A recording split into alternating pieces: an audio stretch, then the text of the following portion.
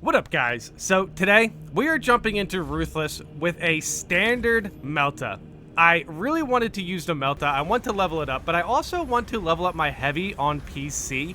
And I was really in the mood for some MELTA gameplay. And the thing is, I wanted a higher difficulty. I was about to jump in lethal, but I did not want to put anybody through that. And luckily, I did have a nice team to jump into Ruthless with here. And the funniest thing here is the fact that I have a gun strike boost with the heavy. And the heavy, even though, it's not like I have a fencing melee weapon or anything, the heavy is still pretty good at defending themselves. Just, purely from the fact that they can get a nice parry, get a gun strike, and not to mention the MELTA.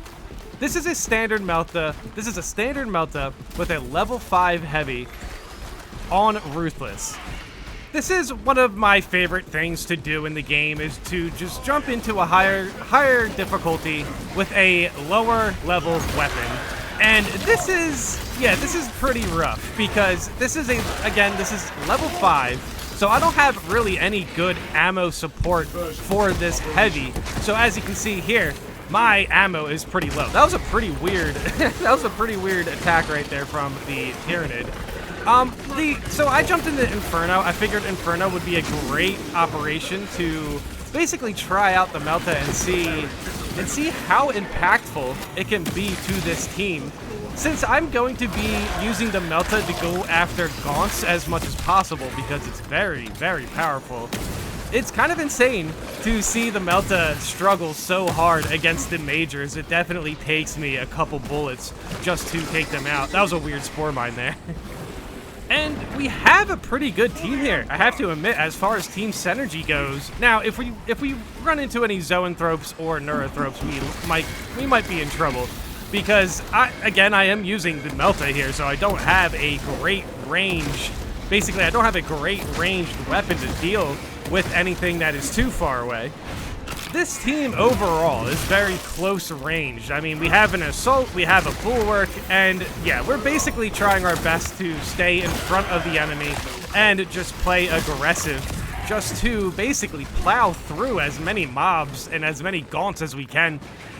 Yeah, those are spore mines right there, and I'm looking at an objective. I'm definitely in a tough spot here. Luckily, I was able to get away from that spore mine. But as you can see here, the MELTA is actually still really good, even though it's standard. I just can't really damage majors too much. But still, I do have an increased damage on the gun strike because of the assault team perk here. And the team perk I am using is the only one I can use at level 5.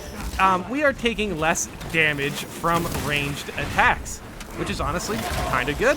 It's kind of good for Ruthless. And yeah, here, I'm pretty sure here I ran out of MELTA ammo, so I've actually had a lot of, basically a lot of moments to pull out the plasma pistol, and that was good because one of the only damage perks I have on the build right now is when my weapons are overheated, and the MELTA doesn't overheat. At least I'm pretty sure it doesn't. When I jumped into this operation, I actually thought I was going to be able to get damage out of that perk because the MELTA, surely the MELTA would overheat, right? But no, the MELTA is not a weapon that overheats, so you can just sit here and just keep firing as long as you want, and you can just shred mobs. See, now there's only majors left, and as soon as I can get a parry and a gun strike, the build is in a good spot. This isn't really a build, actually, to be honest. It's pretty much just a level 5 heavy with the MELTA, and that's it. And as you can see, I'm still pretty healthy. But yeah, we did run into this Ravener, which seems to be giving the Bulwark a little bit of trouble right now. And Ruthless is still, Ruthless. At one point in time in this game, Ruthless was the highest difficulty. Which doesn't say a lot, but it's kind of funny to think that, Ruthless, now Ruthless you can just jump in with a standard weapon and be level 5 and get through it. It's kind of wild. Oh, but yeah, this Bulwark unfortunately goes down here. And as a team, we've actually did pretty well playing together. We got onto the objectives fast, and we pretty much were in sync. We knew what we were basically doing at all times. Like, we knew what our roles were. And yeah, my role was to make sure I can get rid of all the gaunts on the screen, and if I have time to deal some damage to some majors, I can do that. Not to mention, I'm pretty sure you can stun majors with the standard Melta, so, you know, it's still a pretty good weapon to use regardless. And yes, we do have advanced conditioning, so I've actually been able to stay a little bit tanky. Like, I gotta be honest, these are probably the perfect team perks for me at the moment. Like, the contested health perk, you know, helps me stay healthy and tanky. And then the gun strike extra damage perk makes sure that my damage doesn't fall off too much from having just a standard weapon. And the plasma pistol is green. So for as far as Ruthless goes, I was pretty underleveled here. Now I obviously, at the end of this operation, I'm likely going to get enough experience to level up the Melta from white to green. But still, in this case, I would still be going back to Ruthless to level it up again. And I'm curious if it only takes one Ruthless run to level up a green to a purple. I'm not 100% sure on that. It might be one or two. Which is kind of funny to think about, because I'm sure some weapons, if you run a weapon that's bad into Ruthless and it's just a green rarity, I really doubt that, you know, it's going to make much of an impact. This Zoanthrope spawned in, and, you know, we were able to take it out as a team. I think that we just had it at a really rough position, and then it did a weird, yeah, it jumped up in the air. But now this is a real Thrope fight. This Neurothrope was definitely at a rough position. This is such a rough spot to run into a Neurothrope regardless, but I gotta say, if it was either the Neurothrope or the Carnifex for a Terminus enemy we would run into this operation, I'm glad that we ran into the Neurothrope. And I wasn't too worried about my ammo overall, because there is a ammo, well, it's not really an ammo crate, but there's the, you know, basically the build crate over there, and as soon as I go over there and I can switch my loadout, I'm able to get ammo back. And that is a perfect dodge. That is a perfect dodge right on the beam attack. I felt pretty good about that. And as soon as I was able to land that one, I was like, hey, you know what? Let me jump into the Neurothrope's face. Let's get some Melta damage, and let's see how much damage we can really do. Now, I do need to use the stim there. That was the only stim I use in this operation, which is kind of crazy to think about.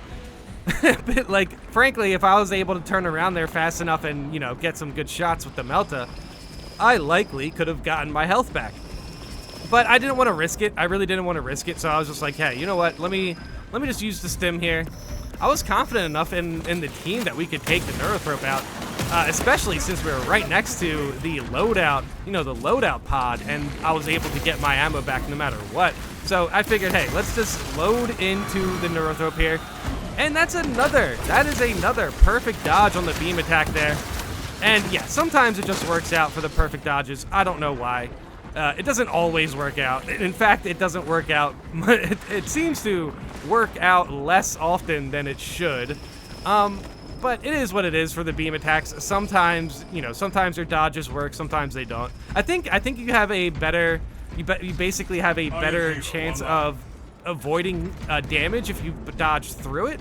But I'm not too sure if you get a better chance for, you know, dodging, you know, perfectly if you roll through it, because those dodges were to the side. I was just underneath the Neurothrope, so I wasn't too worried about getting hit by the beam attacks.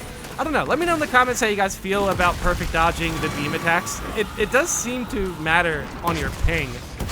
Luckily here, I believe we had some good ping.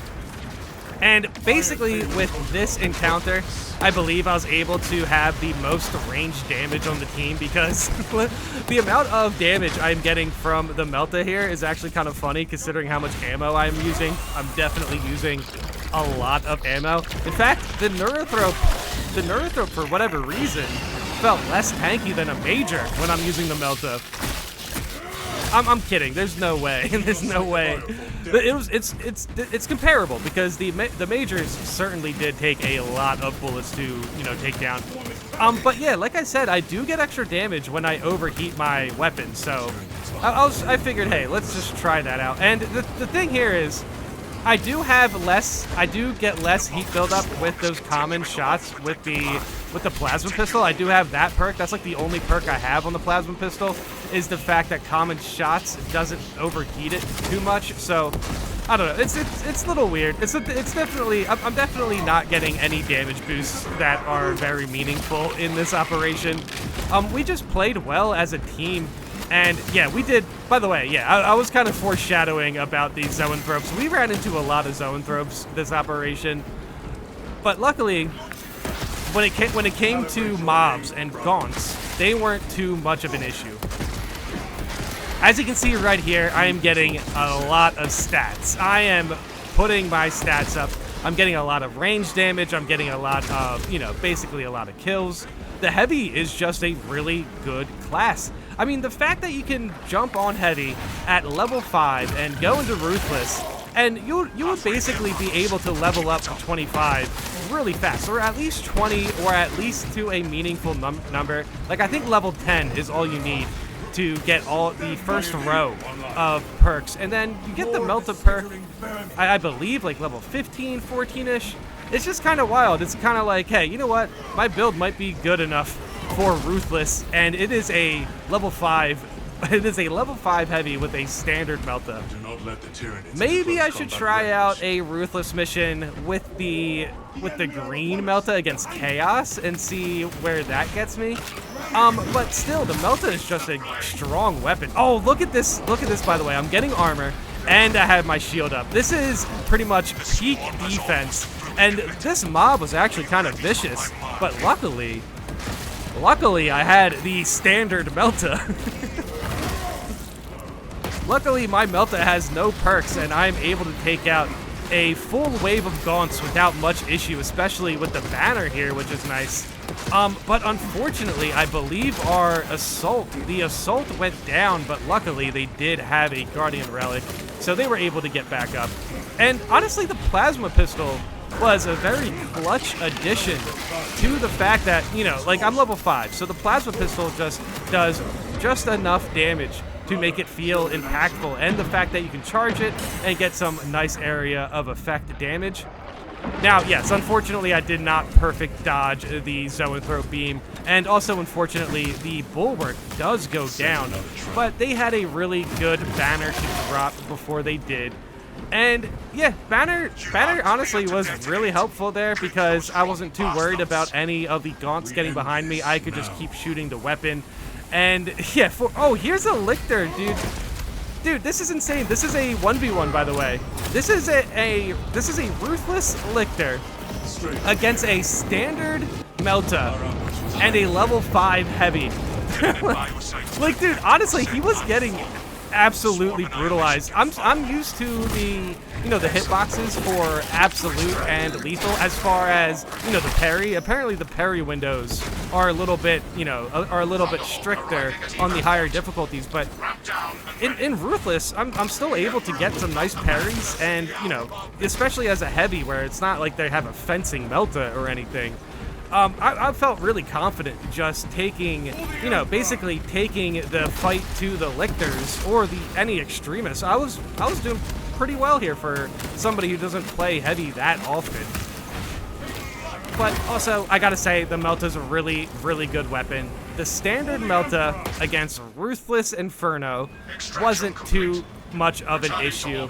And yes, I had a couple good teammates as well.